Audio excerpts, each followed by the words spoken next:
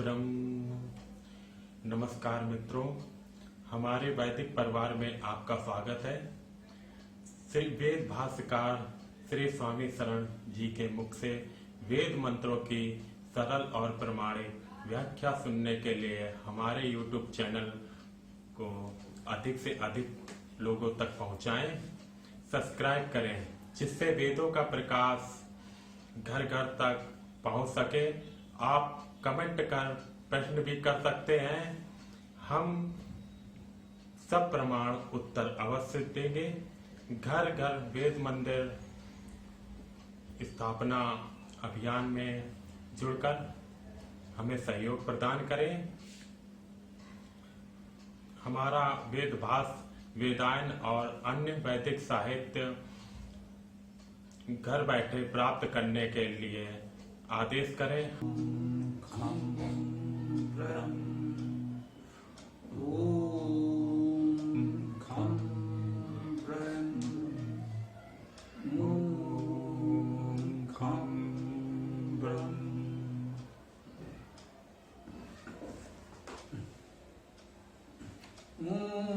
पुनः एहि वाचः पते देवेन मनसा सहित वसो पते निरमय मयि एव अस्तु मयि श्रुतम्। अथर्ववेद का प्रथम सूक्त हम लोग प्रस्तुत कर रहे हैं। इस मंत्र में बताया गया है, कह सकते हैं कि वेद में स्तुतियां हैं तो इसमें स्तुति की जा रही है, प्रार्थना की जा रही है। वाचा पते वाणी के अधिपति हमें पुनः प्राप्त हो, दिव्यता के साथ ये स्तुति हमें प्राप्त हो, इस भावना के साथ इस मंत्र में परमेश्वर की स्तुति की जा रही है। पुनः अर्थात पुनः पुनः बार बार बहुधा हमें प्राप्त हो, ये कहा जा रहा है। ए ही आ ही आ उपसर्ग है, ई का अर्थ प्रतिगमन करना, आ ही आना। तर्थक धातुओं में आ उपसर्ग लगने से उसका अर्थ आगमन हो जाता है। गमन और आ उपसर्ग के साथ हो गया तो आगमन, ये सभी गत्यर्थक धातुओं में सामान्य है। तो पुनः ए ही अर्थात पुनः आइए, हम परमेश्वर की साधना उपासना करते हैं, प्राप्त करते हैं, अनुभव करते हैं। परंतु हम मनुष्य हैं, प्राणी हैं, हमारी सीमाएं हैं। हमारी साधना उपासना में विघ्न व्यवधान भी आते हैं, हमारा मन भटक भी जाता है। तो हम उस परमेश्वर से विलग हो जाते हैं, भटक जाते हैं, दूर हो जाते हैं। पुनः प्रयास करके हम उसकी अनुभूति का प्रयास करते हैं। तो कहा जा रहा है पुनः ए ही, पुनः आइए, पुनः हमें प्राप्त होइए। गत्यर्थक धातुओं में ज्ञान, गमन, प्राप्ति का अर्थ निहित होता है, ये हम सब जानते हैं। तो पुनः आइए, पुनः प्राप्त होइए हे परमेश्वर, ये प्रार्थना इस मंत्र में की जा रही है। यहाँ पर वाचः पते, परमेश्वर को वाचस्पति का संबोधन दिया जा रहा है। वच धातु का अर्थ बोलना, कहना, वाचः अर्थात वाणी के पति, पालक, रक्षक, अधिपति, स्वामी, ऐश्वर्य, ईश्वर। पत धातु के अर्थ स्वाभाविक रूप से हैं, हम सब जानते हैं। पति, अधिपति वर्तमान लोक भाषा में भी बहुधा प्रयुक्त होता है, हम सब उससे परिचित हैं। तो वाचा पते या वाचस्पते पद है, इसका अर्थ है वाणी के अधिपति। सामान्यतः हम अन्य प्राणियों, पशुओं आदि के लिए कह देते हैं अनबोला प्राणी, मूक प्राणी, अवाक प्राणी, यद्यपि वे बोलते हैं, देखते हैं पशु आदि, परंतु उनकी वाणी में वो गुण, वो स्पष्टता नहीं है जैसे हम लोग सभी वर्णों का स्पष्ट उच्चारण करते हैं, उससे हमारी जो भाषा बनती है। इतने उत्तम वाणी की सामर्थ्य जो मनुष्य में है, अन्य प्राणियों में नहीं है। यही मनुष्य की बहुत बड़ी विशेषता है, अन्य प्राणियों की तुलना में इतनी स्पष्ट वाणी जो हमें प्राप्त हुई है। तो हम उस ईश्वर का आह्वान कर रहे हैं, हे वाचस्पते, हे वाणी के अधिपति, ये वाणी जो आपने हमें प्रदान की है, जो हमें अन्य सभी प्राणियों में श्रेष्ठता प्रदान करती है, जिससे हम संभाषण कर पाते हैं, सीख पाते हैं, अपने विचारों भावनाओं को, जानकारी को शब्दों में सुरक्षित कर पाते हैं आगामी पीढ़ियों के लिए, आगामी समय के लिए, और पूर्वजों की उपलब्धियों को हम पढ़कर, सुनकर जान पाते हैं। यह सामर्थ्य वाणी के कारण है। इतनी स्पष्ट भाषा वाणी न होती तो यह विकास संभव नहीं था। हमारे पूर्वजों ने जो भी कुछ विकास किया वह इस वाणी के माध्यम से सुरक्षित हुआ। अगली पीढ़ी ने उसमें कुछ और परिष्कार किया और क्रमशः हम इतने विकसित हो सके, यह स्वाभाविक है। और इसमें इस भाषा वाणी की सामर्थ्य का बहुत बड़ा योगदान है। अतः हम स्तुति कर रहे हैं, हे परमेश्वर वाचस्पते, हे वाणी के अधिपति परमेश्वर, पुनः हे आप हमें पुनः पुनः प्राप्त हो। कैसे? देवेन, देवत्व के साथ तृतीया है, इसके द्वारा इसके साथ ये अर्थ होता है तृतीया में। तो देव के साथ, अब यहां पर यह भी विचारणीय है, देव शब्द एक वचन में है। तो जैसा हमने निवेदन किया है, जब देव शब्द एक वचन में होता है तो यह परमेश्वर का वाचक होता है। बहुवचन में होता है तो प्राकृतिक शक्तियां और विशिष्ट मनुष्य भी उसमें आ जाते हैं, परंतु एक वचन में वह परमेश्वर का वाचक होता है। तो यहां पर देवेन का अर्थ परमेश्वर के साथ होगा। और हम प्रार्थना कर रहे हैं, वाचस्पते, हे वाणी के अधिपति। तो इसका एक अर्थ ये भी हमें ग्रहण करना चाहिए कि वाचस्पति हम परमेश्वर के साथ साथ उसके उपासक विद्वान ऋषियों को भी कह रहे हैं, जो हमारे आचार्य हैं, विद्वान गुरुजन हैं, उनको कह रहे हैं कि हे वाणी के अधिपति। हम कह सकते हैं वेद वाणी के अधिपति, अर्थात वेद विद्या के जानकार, जो वेद के विद्वान हैं। वाचस्पति हमने उनको कहा, अपने गुरु को कहा, अपने आचार्य को कहा, अपने उन विद्वान मार्गदर्शक को कहा, जिनसे हमें वेद विद्या की प्राप्ति हो रही है, जो हमें वेद विद्या दे रहे हैं, बता रहे हैं, सिखा रहे हैं।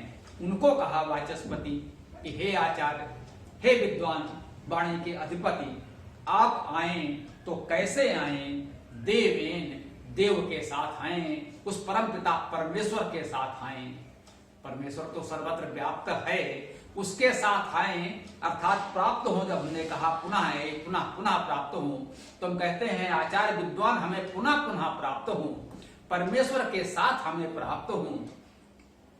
अर्थात जब ऐसे आचार्य विद्वान महर्षि पर हमें प्राप्त होते हैं गुरुजन, तो उन विद्वानों से हमें वेदवाणी की, वेद मंत्रों के शब्दों के अर्थ व्याख्या तो प्राप्त होती है, और उसी के साथ, उसी माध्यम से हम उस परमेश्वर को प्राप्त कर सकते हैं। तो कह रहे हैं देवेन, देव के साथ, उस महादेव एकमात्र परमेश्वर के साथ, क्योंकि देव एक वचन में है, ये स्पष्ट है, कह सकते हैं। इसीलिए हम यहाँ देवेन का अर्थ परमेश्वर कर रहे हैं। बहुवचन में होता है तो हम प्रकृत और मनुष्य विद्वान श्रेष्ठ लोगों को उस अर्थ में मानते हैं, स्वाभाविक है। तो कह रहे हैं, हे वेद विद्या के जानने वाले विद्वान आचार्य, आप हमें उस देव के साथ परमेश्वर के साथ, उसकी जानकारी, उसकी अनुभूति के साथ प्राप्त हूं, अर्थात हमें भी उस ईश्वर की अनुभूति कराएं। कैसे होगा? मनसा सहे, मन से साथ, मनसा सहे अर्थात मन से साथ हूं।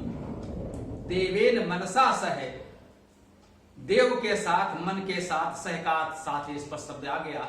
ना भी आता तो तृतीया विभक्ति में यह सह साथ का अर्थ स्वतः समाहित होता है। आ गया तो ठीक है, नहीं होता तो भी कोई बात नहीं, वह अर्थ तो हम ग्रहण कर ही लेते।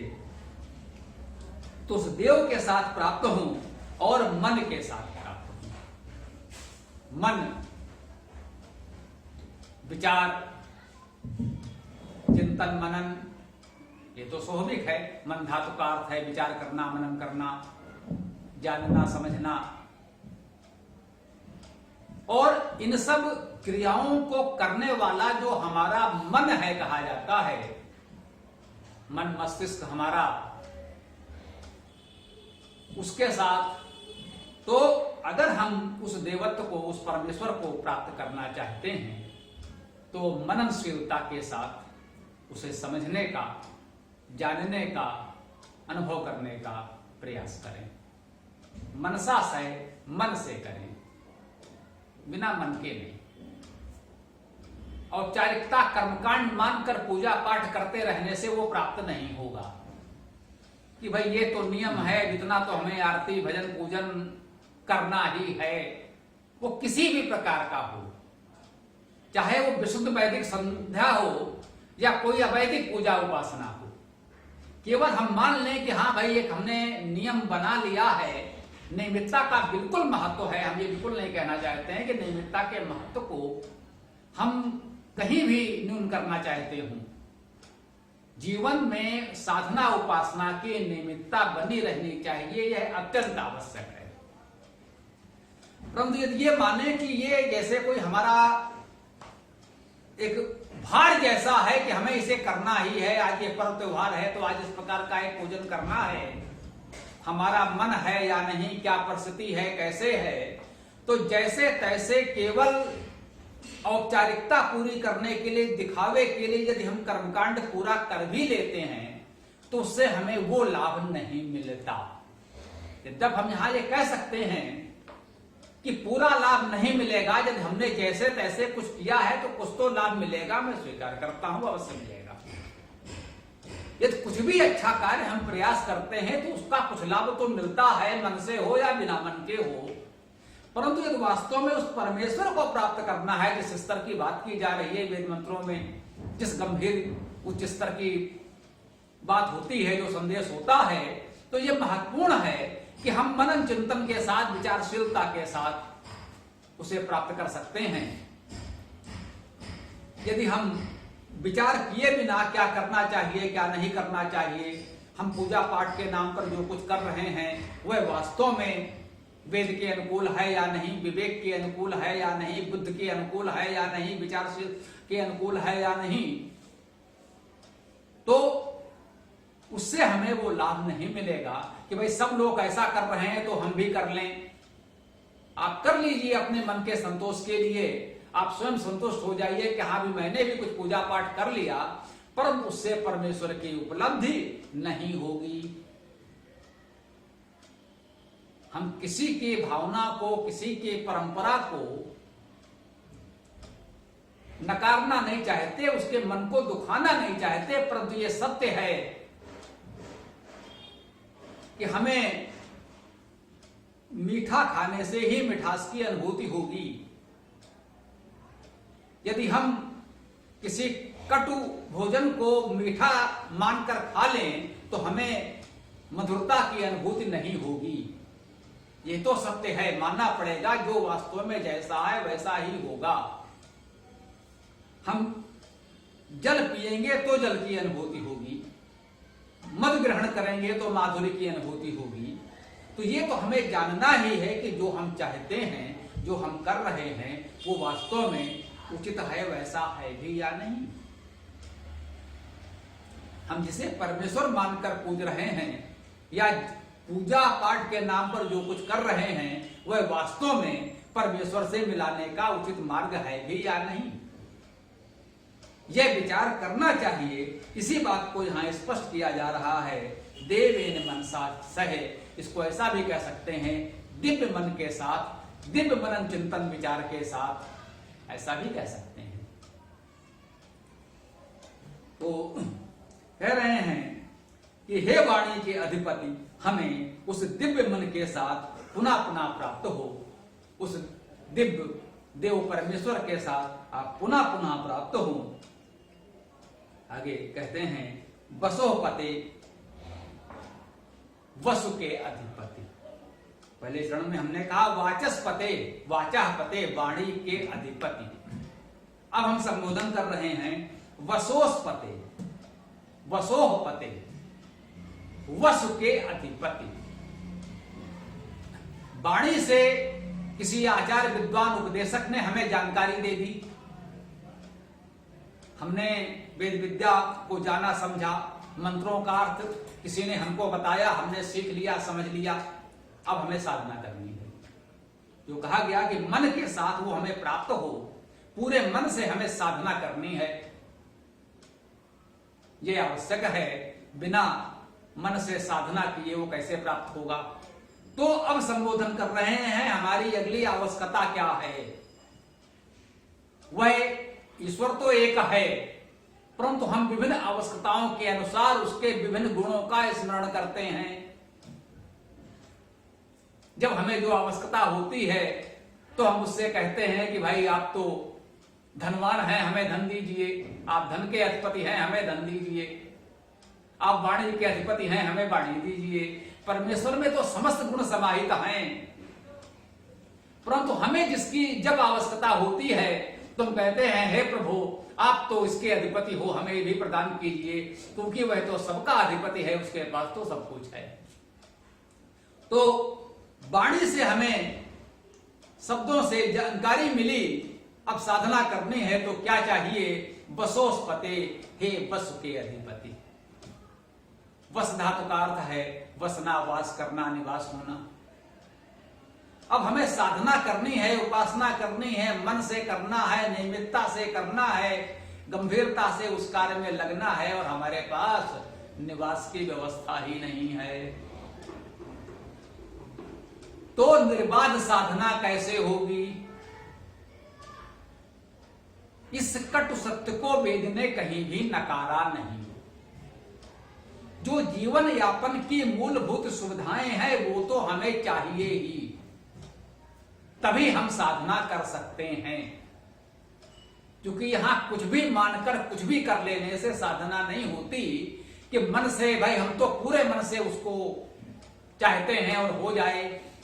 तो केवल चाहने से नहीं हो जाता, उसके लिए हमें नियमित साधना प्रयास करना पड़ता है, और साधना करने के लिए साधन भी चाहिए होते हैं। हम कहते हैं कि साधन और साधना दोनों आवश्यक है। बहुतों के पास बहुत संसाधन हैं, साधना नहीं है, अतः उन्हें प्राप्ति नहीं होती। जो लोग साधना कर सकते हैं, करने का प्रयास कर रहे हैं, उनके पास संसाधन नहीं है तो भी वो सफलता प्राप्त नहीं होती जिसकी आवश्यकता है राष्ट्र को, समाज को। तो कहा वसोस्पते, हे वसु के अस्पति, अधिपति। वसु अर्थात निवास देने वाले, वास देने वाले, वासदाता। हे प्रभु आप तो वासदाता हो, वासदाताओं के अधिपति हो, तो हमारे लिए भी इतने निवास की व्यवस्था तो कर ही दें कि आपकी प्राप्ति के लिए नियमित साधना उपासना हम निश्चिंत होकर कर सकें, विघ्न बाधाएं ना आए, तनाव मुक्त हूं, चिंता मुक्त हूं, संसाधनों की समस्या से, चिंता से ग्रस्त ना हूं। तो इसलिए अब हमने संबोधन किया, पहले वाचस्पति कहा, जानकारी तो चाहिए। जब हमें आचार्यों से जानकारी मिल गई, साधना करने के लिए उचित संसाधन चाहिए, तो कहा वसोस्पते, बस में निवास की सारी सुविधाएं, साधन समाहित हैं इस धातु में, इस अर्थ में, इस वसु शब्द में। ईश्वर को वसु कहा गया है, यहां वसोस्पते भी कहा जा रहा है। हे वसु के अधिपति, एक वचन में ही है, परमेश्वर को संबोधित है। सबको निवास देने वाले प्रभु ने इस पृथ्वी का सृजन किया हमारे निवास के लिए। उसने हमारे निवास के लिए ही तो सारी प्रकृति की सुविधाएं दी, तो इतना निवास उसने दिया है। कहते हैं हे वासदाताओं के अधिपति। संसार में सामर्थ्यवान लोग कुछ लोगों के लिए एक सीमित आवास निवास की व्यवस्था कर देते हैं, लेकिन हम तो उससे मांग रहे हैं, आप तो उन वसुओं वासदाताओं के अधिपति हो। वस तो बहुत से हैं, वसु का बहुवचन भी होता है, वसुआ आता है, अनेक वसु हैं प्रकृति में भी और समाज में भी। तो कह रहे हैं हे वसोस्पते, हे वसुओं के अधिपति, निरमयमयी, निरंतर निश्चित रूप से उपसर्ग है नी, रमय रम जाओ। हाँ भाई, हम उससे कह रहे हैं रम जाओ। मई सर्वनाम है, मई अर्थात मुझ में, निरमय मई, मुझ में रम जाओ। हे वसुओं के अधिपति, मुझ में रम जाओ। क्या भाव है? ईश्वर सर्वव्यापी है, तो सर्वत्र रमा हुआ है। जो सर्वत्र रमा हुआ है उसे राम भी कह सकते हैं, कहते हैं। जो सब में रमा है वो उसका एक नाम राम भी है। अनेक नामों से हम उसे एक परमेश्वर को पुकारते हैं, तो वो सब में रमा हुआ है, तो हम कहते हैं मुझ में रम जाओ। वो अपने आप में तो सर्वव्यापी है, सर्वत्र रमा हुआ है, लेकिन हमारे अपने साधनहीनता के साधनाहीनता के कारण, हमारे अपने प्रयासों में न्यूनता होने के कारण, हमारे अपने साधना की सीमाओं के कारण हम उससे दूर हो जाते हैं। वह तो रमा हुआ है, लेकिन हम कह रहे हैं, अगर हम कहें कि नहीं हम आप में रम जाएंगे, नहीं भाई, ये हमारी सामर्थ्य कहां है कि हम रम जाएं। हम तो सर्वत्र नहीं रम सकते, और जो सर्वत्र रमा हुआ है उसमें हम रम जाएं। प्रयास करना चाहिए कि उसका सानिध्य प्राप्त हो, उसकी अनुभूति प्राप्त हो, परंतु हमारी सामर्थ्य कहां। तो हम कह रहे हैं हे प्रभु, आप ही हम में रम जाओ, हम आप में रम जाएं। ये हमारी सामर्थ्य तो नहीं है, मगर आपकी तो है। आप तो सर्वव्यापी हो, सर्वत्र रमे हुए हो, तो ऐसा करो, आप ही हम में रम जाओ। जो सारे वसुओं का अधिपति है वो हम में रम जाए, तो फिर हमें वास का अभाव कहां रहेगा, फिर हमें किसी सुख सुविधा संसाधन का अभाव कहां रहेगा। हम उससे कह रहे हैं हे वसुओं के अधिपति, आप हम में ही रम जाओ। इस भावना के साथ जब वो हम में रम जाए, हमने प्रारंभ वहीं से कहा किया था, वाचस्पते, वो वाणी का अधिपति है, उसकी वेद वाणी हमें प्राप्त हो जाए, फिर साधना के लिए हमें निवास संसाधन की आवश्यकता हुई तो कहा हे वाचस्पति, हे वसोस्पते, वसुओं के अधिपति, आप हम में रम जाओ। तो फिर क्या होगा? एव अस्तु, एव ही अव्यय है, अस्तु अर्थात हो, अस होना धातु है, मई मुझ में सर्वनाम पहले भी कह चुके हैं, आ चुका है। एव अस्तु मई, मई अर्थात मुझ में एव ही अस्तु हो, मुझ में ही हो। क्या मुझ में ही हो? हम आपसे निवेदन करते आ रहे हैं कि वेद में जो कुछ मांगा जाता है वो सबके लिए मांगा जाता है, समाज के लिए मांगा जाता है। हम जब कुछ मांगते हैं तो कहते हैं हे प्रभु ये हमारे लिए दो। जब कुछ कर्तव्य करना होता है तो हम कहते हैं ये मैं करूं, ये मुझे करना चाहिए। और जब प्रभु से मांगते हैं तो केवल अपने लिए नहीं मांगते, समाज के लिए मांगते हैं, हम सब के लिए मांगते हैं। वहां बहुवचन में आता है, न आता है, अस्माकम आता है, प्रभु हमारे लिए दो। यहाँ इस मंत्र में कहा जा रहा है मई, मुझ में, एक वचन में, हे प्रभु मुझ में ही रम जाओ। क्यों भाई? निरमय मई हमने क्यों कहा मुझ में ही रम जाओ? अरे भाई वो तो सर्वत्र रमा हुआ है, मुझ में ही रमने की बात है। वो हमारा ही न्यूनता है, अल्पता है, दोष है, इसलिए हमने कहा मुझ में ही रम जाओ। ये दोष, ये हीनता मुझ में है, वो पूरे समाज में है, ऐसा हम कैसे कह सकते हैं? हम तो मानकर चलते हैं, बाकी आप लोग साधक होंगे। ईश्वर सर्वव्यापी है, आप में भी है, हम तो आप में भी उस परमेश्वर के दर्शन करते हैं। ये न्यूनता, ये अभाव, ये दोष, ये अल्पता हम में है, तो कह रहे हैं हे प्रभु एव अस्तुमयि, मुझ में ही हो क्या श्रुतम। श्रुतम, श्रुति वाणी, श्रुत सुनना, श्रुत का अर्थ हुआ सुना गया। और जो सुना गया है वो क्या है?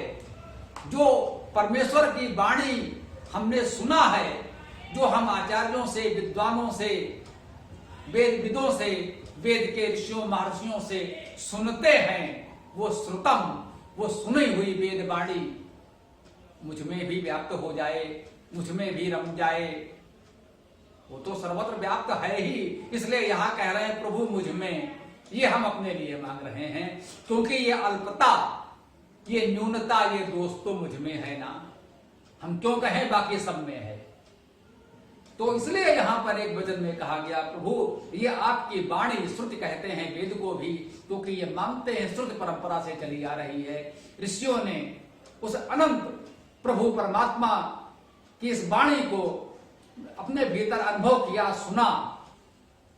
सृष्टि के आदि में ऋषियों ने निर्मल मन से साधना की, समाधि अवस्था में प्रभु से इस विद्या को प्राप्त किया और अपने सहयोगी शिष्यों को सुनाया। उन्होंने सुनकर स्मरण किया, फिर उन्होंने अपने अन्य शिष्यों को सुनाया। इस प्रकार श्रुत परंपरा से वेद आज तक हमारे पास उपलब्ध हैं, इसलिए उसे श्रुति कहते हैं। तो कह रहे हैं हे प्रभु ये वेद वाणी की ये श्रुति परंपरा जो है, ये श्रुति वेद की विद्या मुझ में भी व्याप्त हो जाए आपकी कृपा से। ये वेद तो ब्रह्मांड में स्वतः व्याप्त है, ये कभी नष्ट नहीं होता, क्योंकि ये प्राकृतिक सत्य है, सार्वभौम सत्य है। ये कागज की पुस्तक नष्ट हो सकती है, परंतु वेद की विद्या ये कभी नष्ट नहीं होती, ये प्रलय में भी नष्ट नहीं होती। ये बिल्कुल सत्य है, इसमें कहीं कोई विश्वास की बात नहीं है कि ये तो हमारा विश्वास है। जो विद्या है वो कभी नष्ट नहीं होगी। जो गुरुत्वाकर्षण का सिद्धांत है, जो गति का सिद्धांत है, जो प्रकाश का सिद्धांत है, ये विद्या है, ये विद्या कभी नष्ट नहीं होगी। वेद में इसी प्रकृति की शाश्वत विद्या का वर्णन है। वेद में जो विद्या है वो ऐसी विद्या नहीं है जो समय के साथ नष्ट हो। वेद में प्रकृति के शाश्वत सत्यों का वर्णन है, यही वेद विद्या है। और वो विद्या, वो प्रकृति के नियम, वो रीति व्यवस्था और उसकी जानकारी, यह विद्या कभी नष्ट हो ही नहीं सकती, यह शाश्वत है। इसीलिए कहते हैं वेद अनंत हैं, वेद अनंत हैं, वेद सदा से हैं और सदा रहेंगे। तो ऐसी वेद वाणी हमें व्याप्त हो, हमको प्राप्त हो, हमारे जीवन में वो भावना, वो विद्या, वो अनुशासन आ जाए, हम उसका अनुपालन कर सकें, तो हमारा जीवन सार्थक हो जाए, हमारा जीवन धन्य हो जाए। इस भावना के साथ आज की इस चर्चा को हम विराम देते हैं।